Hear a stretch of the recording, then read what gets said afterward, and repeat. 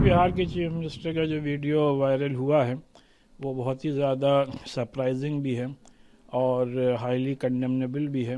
किसी खातून के साथ जबकि वो पर्दे में हो, अपने फंडामेंटल राइट का इस्तेमाल कर रही हो, अपनी मजहबी आज़ादी का इस्तेमाल कर रही हो और उसकी इज़्ज़त को सरेआम नीलाम करना, उसके चेहरे से नकाब खींचना। मैं अपनी जानिब से ये बात कहता हूँ कि ये हमारी मजहबी आज़ादी और एक खातून की इज़्ज़त और उसकी इज़्ज़त पर कहीं ना कहीं बहुत बड़ा धचका है, धब्बा है। किसी भी खातून के साथ, किसी भी औरत के साथ इतनी नाज़ेबा हरकत नाकाबिल कबूल है, क्योंकि हमारे यहाँ हिजाब एक मजहबी तरीक़ा है। जिस तरीक़े से वीडियो में जो चीज़ दिख रही है कि चीफ मिनिस्टर ने जिस तरीक़े से उसके हिजाब को टच किया है वो बिल्कुल भी काबिल कबूल नहीं है।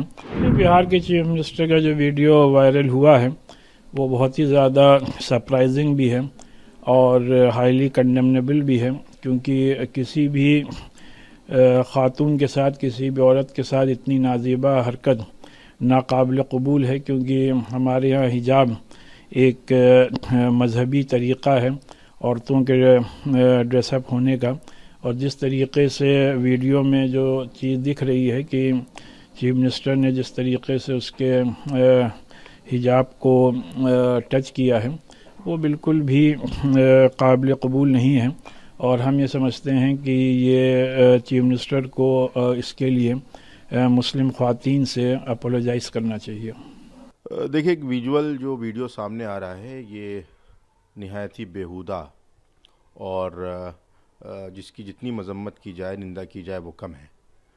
एक इतने बड़े ओहदे पर बैठा हुआ शख्स जो एक सूबे का वज़ीर आला हो, अब वो किस भाव से और किस इंटेंशन से ये काम कर रहे हैं उस पर तो वही सफाई दे सकते हैं।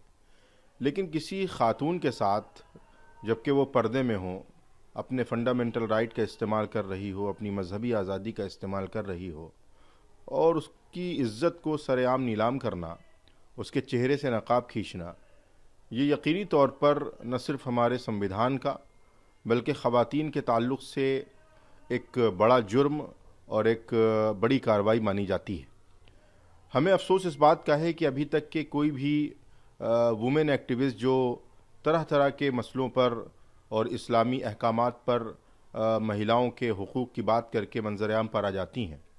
महिला आयोग तरह तरह की चीज़ों में नोटिस जारी करता है। अभी तक किसी भी तरह से नीतीश कुमार साहब के ताल्लुक़ से कोई भी नोटिस या कोई भी बयान या कोई भी इस तरीके की कार्रवाई न महिला आयोग की तरफ से सामने आई है और ना जो वुमेन एक्टिविस्ट हैं उनकी जानिब से कोई इस तरीके का रद्द-ए-अमल ज़ाहिर हुआ है।